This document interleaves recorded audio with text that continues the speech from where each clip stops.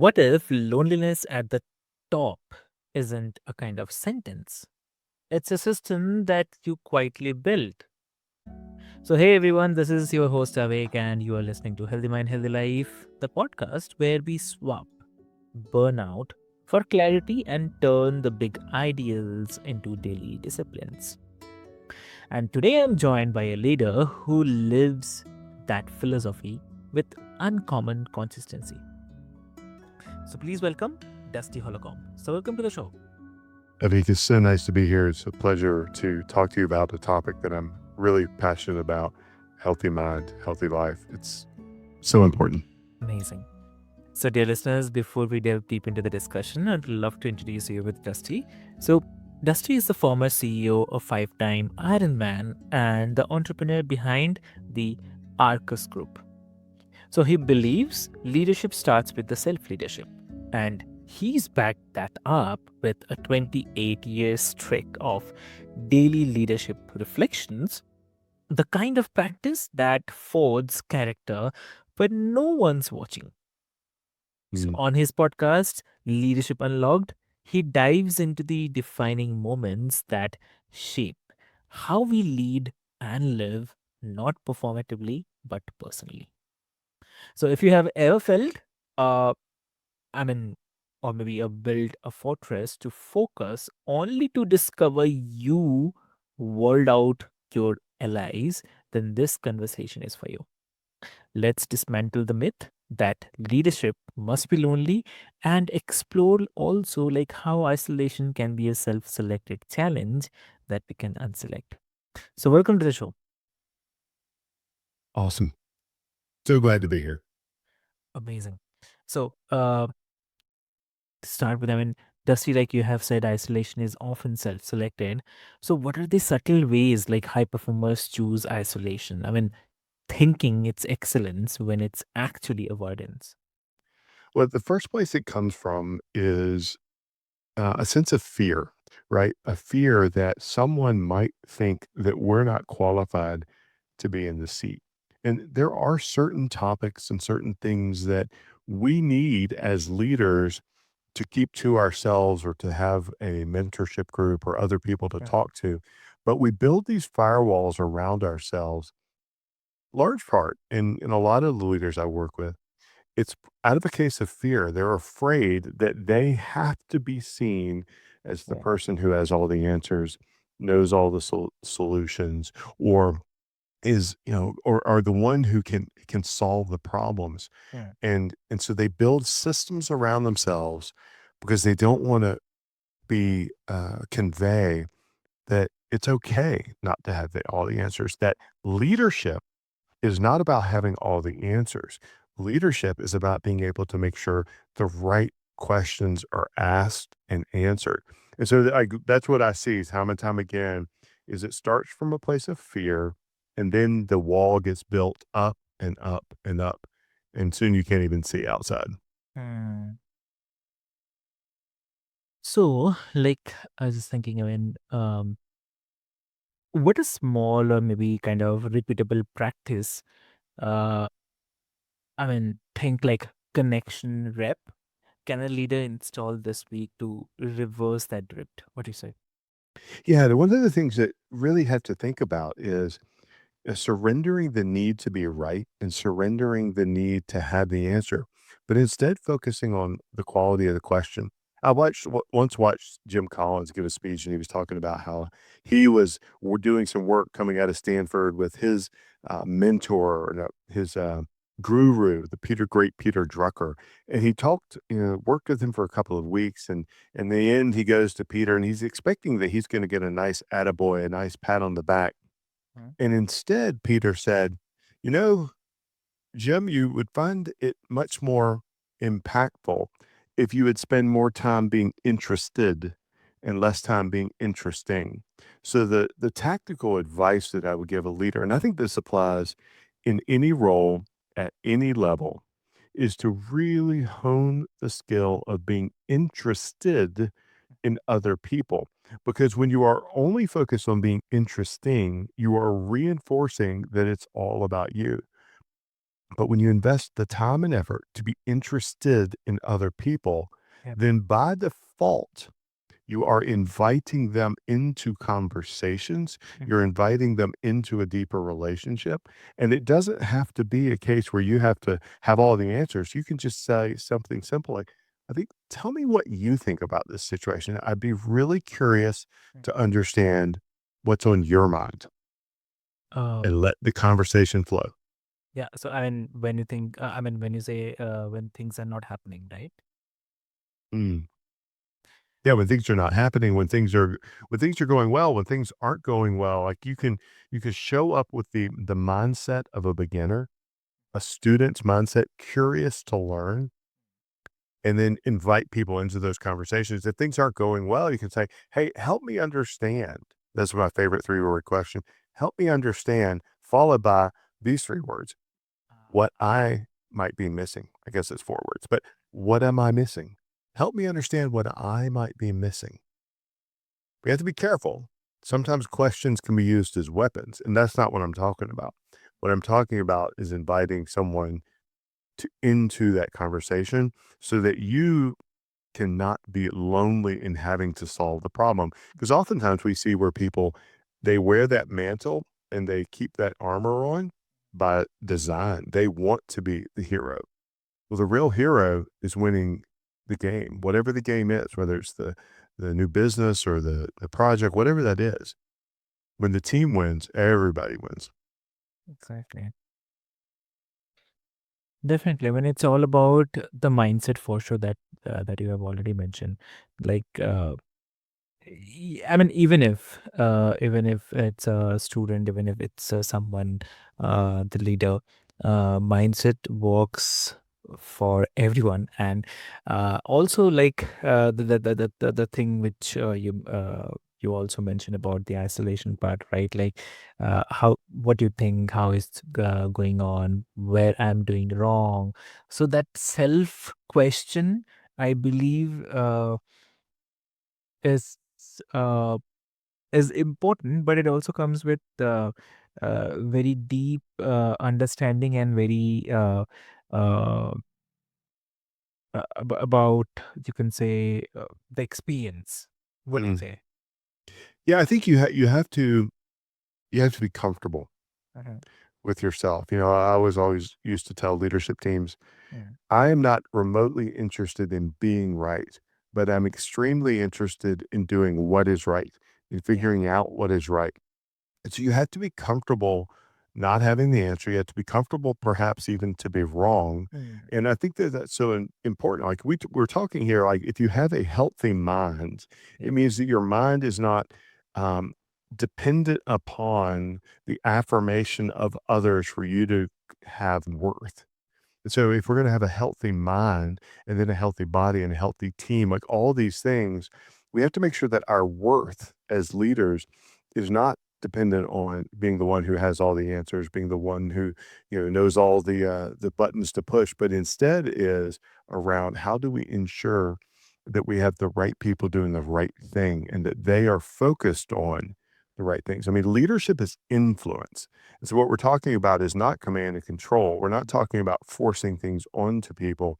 We're talking about getting past isolation because we haven't created this as a self-defeating prophecy, for our own minds, a limiting belief for ourselves that creates a barrier between us and those that we lead. Now, does there need to be an appropriate degree of Correct. separation? Yes. I mean, you're still the leader, right? You're not you can't go chumming out and break those rules of respect. But you do need to be able to relate on a human level because at the end of the day, Yeah. it doesn't really matter what your title is. It doesn't matter what your role is. We're all humans. We're all people. And so where we're here to serve a mission. And one thing I always used to tell folks, and I would do town hall meetings or all company meetings, that hey guys, I am Dusty. Exactly. My role is CEO, but that's Mm. not who I am. I'm a Exactly. person that's here to serve you. And when I do that well, we Wow. all win. But most importantly, when you win, our customer wins. And that's why we're here. Exactly. Exactly. So that question also, I totally 100% not 100, 500%. I always agree, and also think like people who are listening, they also believe that when it's a very simple question, it's always sounds very simple, like who are you or who am I? um, and I believe 99% people fails answering that question, because Mm, um so recently only I heard someone, they were saying on LinkedIn and other platforms also, that uh, who is he is uh he is the director of this, but it's not like, right, because that title is only with him till the time he is there as a director. Once mm. he's not there, he's not the director of that company, right? He is someone else. Maybe he could be um, a good storyteller. Maybe he is someone who is very good with the tech, but he's not the director. So that's why, I mean, I really love that what you mentioned, and this question of, I mean, often answered wrongly.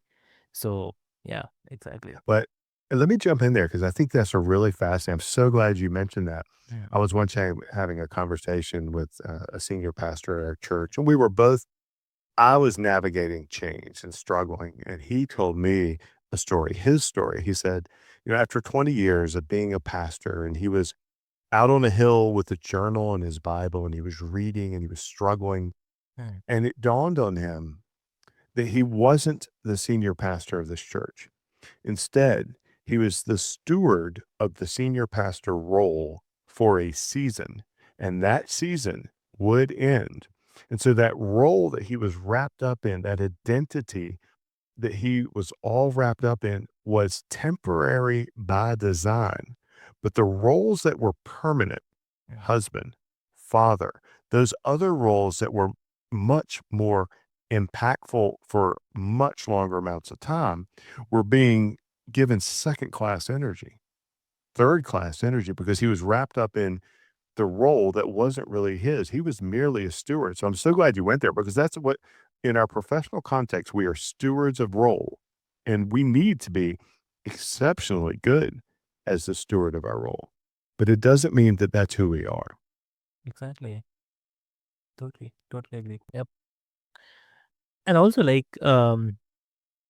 you have maintained a 28-year ritual of sharing the leadership quotes. And uh, so, what three concrete disciplines that anchor your self leadership on the days when motivation was kind of missing?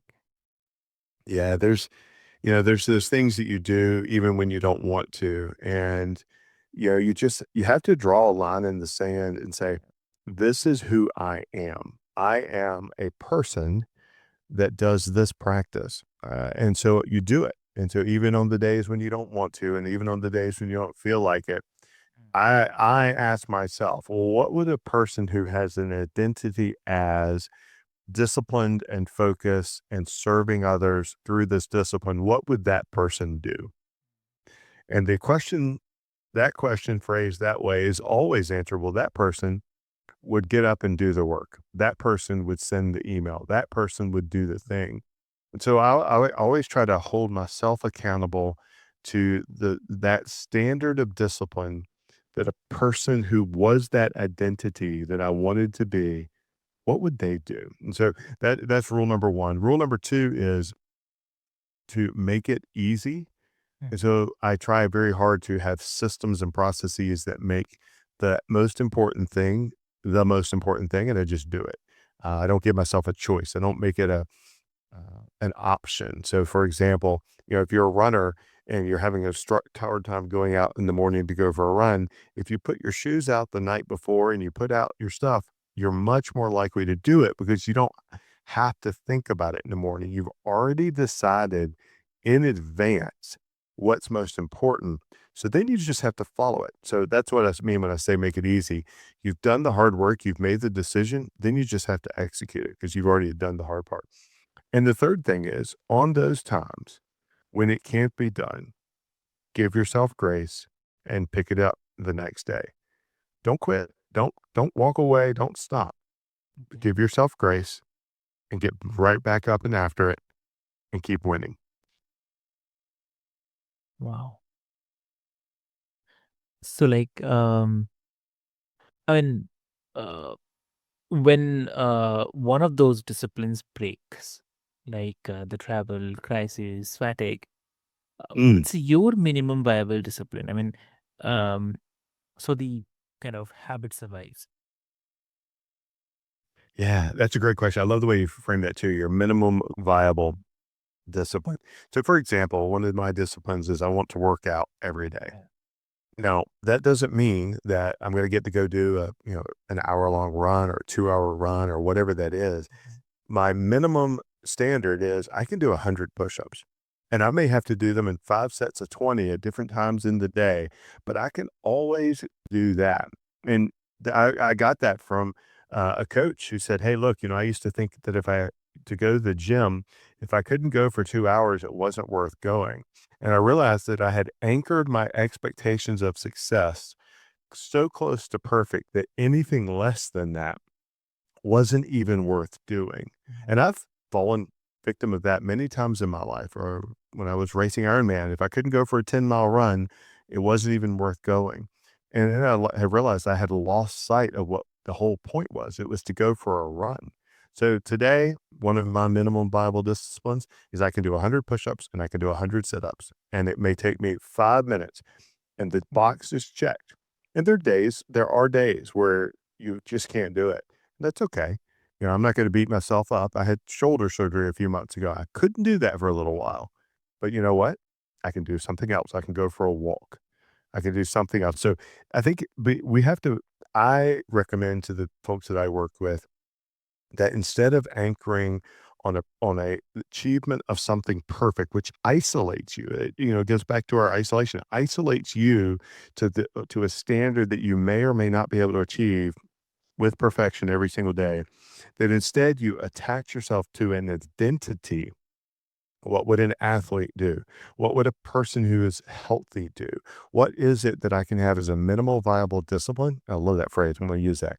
Minimal viable discipline that I can do. And I think that that is the most important thing, that instead of letting the world happen to us, we intentionally choose to be someone who happens to the world. And I firmly believe there's only two types of people in the world. There are those to whom the world happens and those who happen to the world. And it is a choice. It is an absolute, in the moment, many times a day, over and over again choice that we get to choose how we want to show up. Are we perfect? No, we never will be.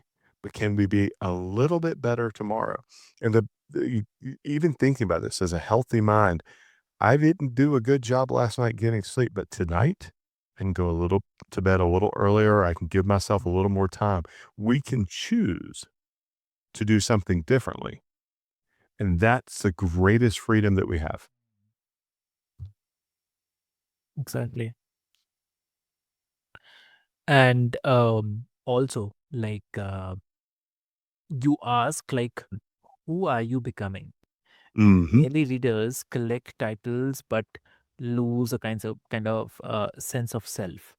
So, what's a keystone moment where you choose becoming over accumulating, and how did that change your leadership? Man, that is such a Mm. powerful question. And, I would like to say that I've always had this figured out, but I haven't. I've had many moments where I was chasing the wrong thing at the expense of the most important thing. One of the keystone moments for me, as I reflect now, and I didn't realize it then, and it was only after years of reflection, which is when I think keystone moments Mhm. become most powerful, is when you actually step back and really think about them, reflect on them, learn from them. Mm. Is I had a mentor tell me once, Dusty, he said, "You do great work, but my biggest concern is that you are so focused on the achieving the goal that you will miss the power of the journey. And in doing so, you will leave the best lessons on the side of the road because you didn't slow down enough to enjoy them, to relish them, to be present with them. I had the opportunity 5 or 6 years ago to do a leadership program out in the mountains of Western United States in Colorado. And one of the things they did is they turned us loose for the day. And they said the only rule is you can't take a phone and you have to take a journal. And I remember going walking up into the mountains on a hike. I took my hammock and just sitting there reflecting on what I had learned that Mm, week.